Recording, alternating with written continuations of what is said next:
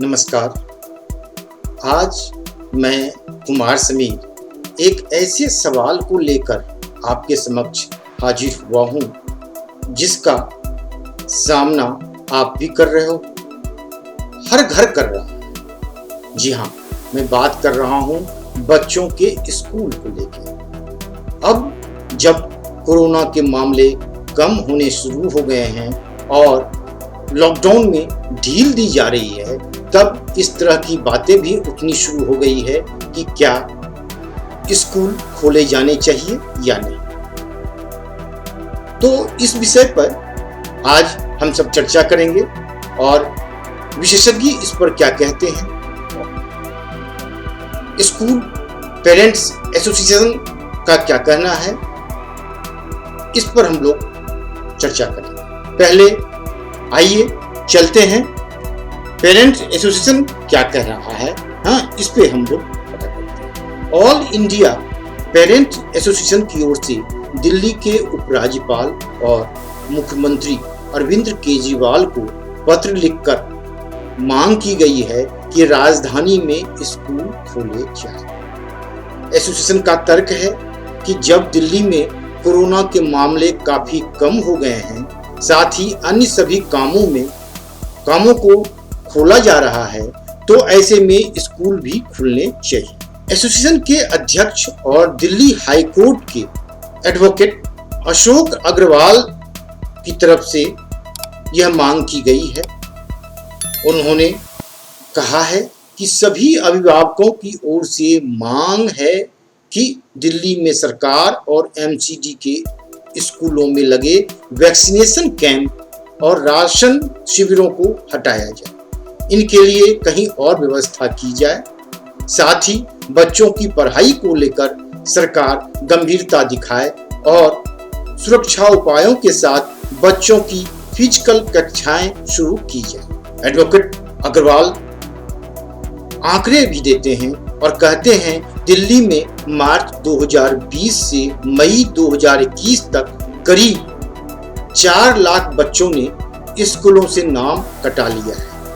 यह या तो फीस न भरने के चलते या फिर उनका नाम किसी और कारण से काटा गया है। दिल्ली के स्कूलों में करीब 25 लाख छात्र पढ़ते हैं, लेकिन पिछले साल से पढ़ाई बाधित होने के साथ ही बच्चों के उत्पीड़न और बाल श्रम की शिकायतें भी बढ़ी। वहीं स्कूलों को खोले जाने को लेकर स्वास्थ्य विशेषज्ञों की अलग राय है। स्वास्थ्य विशेषज्ञों का कहना है कम से कम 6 महीने और नहीं खोले जाने चाहिए स्कूल जो मौजूदा हालात हैं। उनका कहना है कि अगर तीसरी लहर आई और थोड़ी सी भी लापरवाही हुई तो हालात को संभालना मुश्किल हो जाएगा। ऐसे में सरकार लोगों की मांग न मानकर हालात का जायजा करने के बाद ही कोई फैसला ले तो बेहतर हो।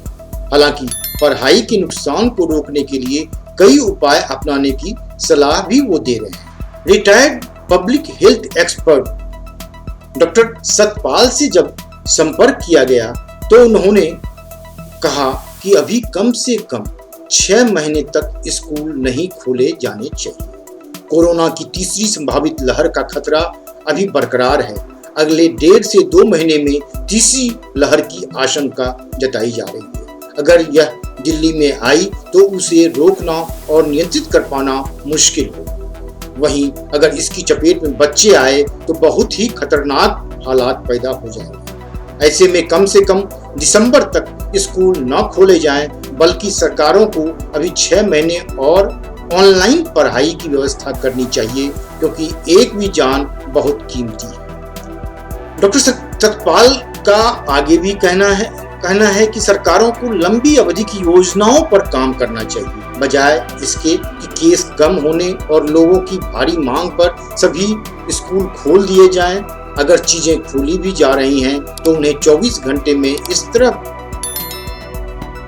बांट के काम किया जाए कि किसी भी तरह भीड़ न उपस्थित हो, पीक आवर न रहे, यानी कि किसी एक समय में भीड़ न जुटे। इसके लिए समय प्रबंधन करना होगा। वहीं स्वास्थ्य विशेषज्ञ अपने हिसाब से कहते हैं कि ये गलती बिल्कुल नहीं करनी चाहिए कि स्कूल अभी खोल दिए जाएं, छोटे छोटे बच्चे आना शुरू हो जाएं स्कूल में। कोरोना की तीसरी लहर कब आएगी या कितनी गंभीर होगी और किन लोगों को इससे विशेष सावधान रहने की जरूरत है, ऐसे ही कई तरह के सवाल दिमाग में घूम रहे हैं और इन सब के बीच ढील काफी नुकसानदायक हो सकता है। इस खबर पर भी ध्यान दें कि डेल्टा वेरिएंट के वाहक हो सकते हैं नाबालिग। वायरोलॉजिस्ट की चेतावनी है। ब्रिटेन के वायरोलॉजिस्ट ने उठाए हैं वैक्सीनेशन रणनीति पर भी सवाल। एक तरफ स्कूल खोलने की बात हो रही है, दूसरी तरफ कहा जा रहा है कि डेल्टा वेरिएंट जो सबसे खतरनाक माना जा रहा है, उसके वाहक हो सकते हैं बच्चे, और बच्चे संक्रमित होकर बाहर से आएंगे और पूरे घर वाले को संक्रमित करेंगे। इसलिए स्कूल नहीं खोले जाएं, ये वायरोलॉजिस्ट का कहना है। उन्होंने एक रिसर्च भी किया है, तो आइए उस तरफ भी ध्यान देते हैं।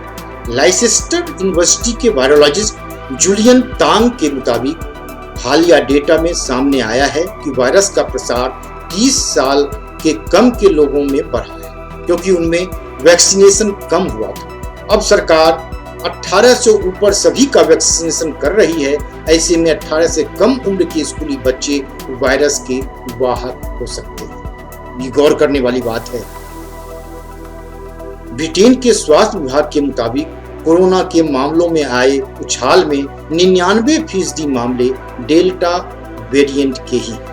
ये वेरिएंट पहली बार भारत में ही पाया गया था। यूके में इस वक्त अनलॉकिंग की प्रक्रिया जारी है और इसी बीच मामले भी बढ़ रहे हैं। तीसरी लहर वहां चल रही है और सरकार का मानना है कि 19 जुलाई तक देश की 70% आबादी का वैक्सीनेशन हो जाएगा, तो तीसरी लहर खुद ब खुद कमजोर हो जाएगी। लेकिन डेल्टा वेरिएंट के वाहक स्कूली बच्चे हो सकते हैं, यह सबसे बड़ी बात है। जूलियन तांग का कहना है कि सरकार अभी 18+ वालों का ही वैक्सीनेशन कर रही है। ऐसे में अगर वैक्सीनेशन के बाद वयस्क आबादी सुरक्षित हो गई तो डेल्टा वेरिएंट का प्रसार नाबालिगों में सबसे ज्यादा होगा।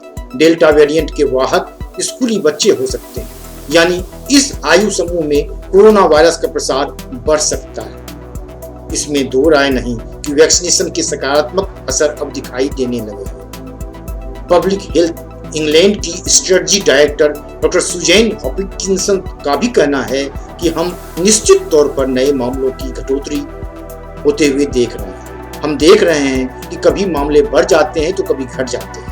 माना जा सकता है कि वैक्सीनेशन के सकारात्मक असर अब दिखाई देने लगे हैं। अब इन्हीं सब बातों को भारत के संदर्भ में लेकर देखें तो भारत में अभी तीसरी लहर संभावित है, जबकि ब्रिटेन तीसरी लहर से जूझ रहा है।